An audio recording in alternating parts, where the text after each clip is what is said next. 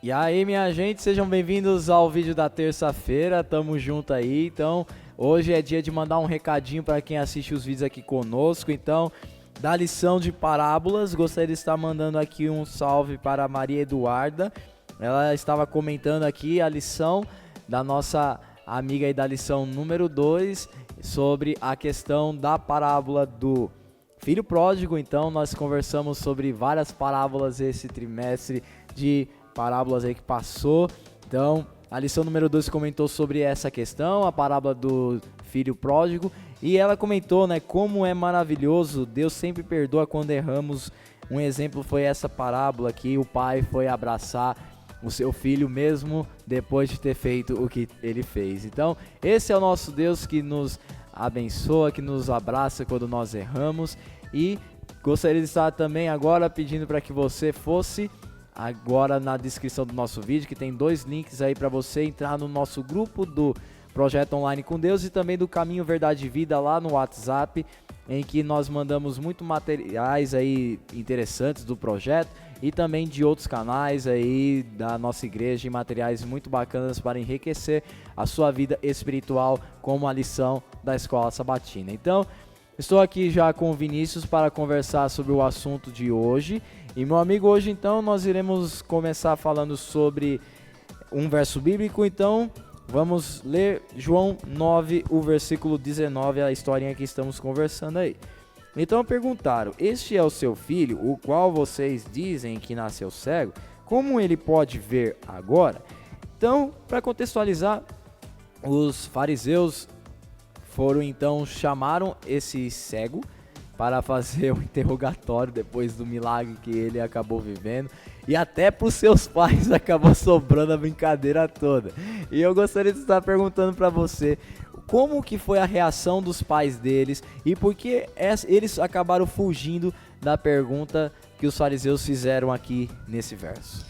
Bom, numa comunidade judaica, todo mundo ali seguia o sábado, ia à sinagoga. E dentro do contexto deles, eles tinham muito medo porque os fariseus, eles eram mestres da lei, aplicavam as leis e podiam excluir a pessoa. Então, uma pessoa excluída podia não ser muito bem vista, não podia mais conversar com os vizinhos. Seria, tá punido, sofreu uma sanção dentro daquilo e ficou excluído. Certo. E por medo dessa exclusão, quando ele foi perguntado, os pais falaram assim: olha, eu só sabia que meu filho era cego, eu sabia que ele estava ali e nada mais. Não conheço esse tal Jesus, não conheço tal coisa. Eles fugiram da pergunta. Eles literalmente falaram: olha, meu filho é maior de idade, se você quiser saber o que aconteceu, pergunta pra ele. E limpar a barra: olha, não tenho nada a ver com isso. Então, minha gente, o que aconteceu aqui no contexto todo? Os pais, com certeza, como eles tinham um relacionamento com o filho dele ainda, né? Por mais que ele estava naquela situação, e a sociedade realmente deixava esses tipos de pessoas com necessidades especiais marginalizadas de canto na sociedade, mas os pais dele, com certeza, ainda mantinham um relacionamento e com certeza tinham ouvido falar sobre Jesus. E que com certeza o filho deles estava atrás de Jesus para conseguir também a cura. E com isso, depois da cura, eles talvez nem ficaram sabendo que o filho estava curado. Só foram chamados lá pro interrogatório. Quando chegaram lá, o filho lá vendo tudo. Já se surpreenderam com a coisa toda, né? Nossa, como assim, cara? Aí começou a coisa toda e mesmo assim eles deram essa resposta, né? Pergunte para ele, porque ele é maior de idade e ele pode responder para vocês. Então eles meio que sabiam da situação, mas por medo de serem taxados como pessoas excluídas ali da sociedade, na parte religiosa, que não poderiam então participar da comunhão junto com os outros crentes ali da região, acabaram meio que omitindo a situação que aconteceu ali, porque certamente eles sabiam que foi Jesus que curou o filho deles. Vamos continuar a história? Manda aí o próximo verso. Perfeito. O próximo verso nós temos em João 29, do 24 ao 25.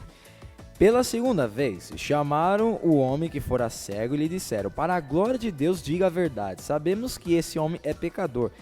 Ele respondeu: não sei se ele é pecador ou não. Uma coisa eu sei, eu era cego e agora eu vejo. Então, primeiro eles chamaram o cego, acabaram chamando os pais dele depois, e agora chamaram ele de novo para conversa, né? Então ali, eles encurralaram o homem no debate todo ali, e gostaria de estar perguntando como a fé do cego foi testada aí após a cura dele perante essa reunião aí que acabaram chamando ele aí, meu amigo. Eles perguntam, jure por Deus, os fariseus colocaram, e ele respondeu o seguinte, o homem respondeu, eu já disse, e vocês não acreditaram, por isso, querem ouvir isso outra vez? Por acaso vocês também querem ser seguidores dele?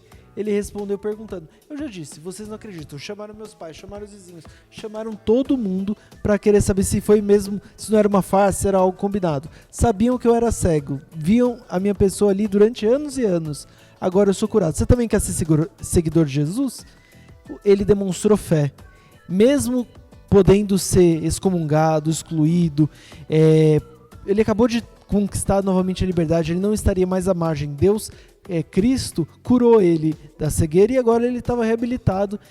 E aí os mestres da lei da época, os fariseus, questionaram, colocando, jure por Deus, senão se a gente colocar qualquer coisinha e se a gente achar que você não está falando a verdade, nós vamos te expulsar. E ele pode ter sofrido sanção. E se ele mentisse ali na frente deles, era capaz dele morrer ali mesmo, de ser condenado à morte ali perante o conselho, porque se esqueça que ali os mestres da lei, eles estavam também para julgar a morte das pessoas, né? Se fosse feita alguma coisa em desacordo com a lei de Moisés, meu amigo, mandar para os romanos e eles já resolviam a situação. Então o bagulho aqui ficou feio. E ele não temeu a própria morte, não temeu expulsão, sanção nenhuma. Ele falou, olha, você quer ser seguidor de Cristo? Olha o que ele fez por mim. Se tornou um testemunho vivo. Você vê, né, meu amigo? Ele ali então, depois da cura, pelo jeito como ele foi se lavar no tanque, talvez Jesus ele deu uma voltinha na cidade, falou, não, eu vou me encontrar com esse cara depois, deixa ele testemunhar um pouco do meu amor, vou dar uma voltinha aqui, vou fazer umas curas e depois eu volto. Então talvez o cego saiu dali, já na saída do tanque os caras já encurralaram ele, chamaram ele para esse interrogatório, chamaram os pais, fez esse alvoroço todo, e depois desse testemunho a Bíblia fala que os fariseus não gostaram do testemunho dele e acabaram até sendo chutados da sinagoga. Falou, ó, você tá falando do cara aqui na frente, tá todo mundo odiando ele aqui, sai fora daqui. Então meio que ele foi expulso da questão toda ali, da reunião, mas ao sair dali ele queria encontrar o mestre dos mestres. Com certeza. Ouviu, sentiu, mas ainda não tinha visto. Mande aí. Vamos ler agora João 9:37. Diz assim: disse Jesus, você já tem o visto e aquele que está falando com você. Então nesse momento, meu amigo, do 35 ao 41, nos versos aqui que estamos de João capítulo 9, no finalzinho, o cego, ele vai atrás de Jesus para realmente conhecê-lo pessoalmente. Até então, ele não tinha conhecido Jesus pessoalmente. O cego era um pobre mendigo e vivia de esmolas e era realmente isolado, né, da sociedade. Mesmo assim, ele reconheceu a voz do pastor e não o negou. O que isso nos ensina? Isso nos ensina que a verdadeira fé, Luan, ela não é medida por classe social, não é medida por condições, habilidades extraordinárias, habilidades que a pessoa possa vir a ter ou não ter, mas por um encontro sincero com Cristo. A pessoa encontrou com Cristo, independente da classe, se ela está marginalizada como esse cego estava à beira da sociedade, Cristo ele não quer os melhores, ele quer que você aceite ele e ele vai te tornar o melhor. Ele é uma justiça que Cristo faz que a ótica dos homens não consegue entender. Ele escolhe as pessoas e capacita elas. Ele escolheu os discípulos, nenhum deles era o melhor orador, mas transformou ele em homens que pregaram com fervorosa a mensagem que chegou até nós hoje. Eu e você também, ouvinte, tem acesso porque Cristo abençoou e concedeu o Espírito e porque pessoas receberam esse Espírito e pregaram. E foram avante e a mensagem chega a nós hoje. E através de nós chega a mais pessoas ainda. Então, não tem exclusão. O cego chegou, teve não negou a Cristo e sucedeu, negou a si mesmo, porque podia falar, olha, eu nego ele por alguma coisa. Não, ele confiou e agora foi ver o mestre que havia curado e tirado ele de onde ele estava e colocado em posição de destaque. Cara, acho que se eu tivesse na situação dele, eu na hora já teria saído ali do tanque doido procurando Jesus para conhecê-lo pessoalmente. Como assim? Fiquei desde que eu sou criança sem ver nada e agora eu vejo porque o cara colocou barro nos meus olhos, mano. Olha só que loucura. Meu, e Jesus ali tem um encontro com ele. E o cego, ele ao conhecer Jesus, com certeza pela sua voz, porque Jesus ele deu o comando, né? Vai lá no tanque, se lave e você vai ser curado. Jesus, com certeza, quando se reencontrou com esse homem, ele conheceu a voz de Jesus e com isso ele realmente conheceu a pessoa de Jesus ali na frente dele. E o verso bíblico declara que ao final desse encontro, ele então o adorou e o reconheceu como Messias. Que legal! Jesus escolheu um mendigo, cara, um cego, para testemunhar do seu amor aqui nessa história que nós conversamos. Pode fazer a oração então? Vamos orar então. Pai querido, Pai amado, o Senhor nos escolheu, somos geração eleita, somos escolhidos por Ti para levar aonde estivermos e onde formos o Teu Evangelho, o Teu nome, para que mais e mais pessoas possam conhecer sobre Ti e saber que há salvação, há esperança e há um só Deus. Amém. Guia, Pai, e conceda o Teu Espírito Santo sobre cada um de nós. Isso te pedimos por Jesus. Amém. Amém. Então é isso aí, minha gente. Nos encontramos no vídeo de amanhã. É nóis!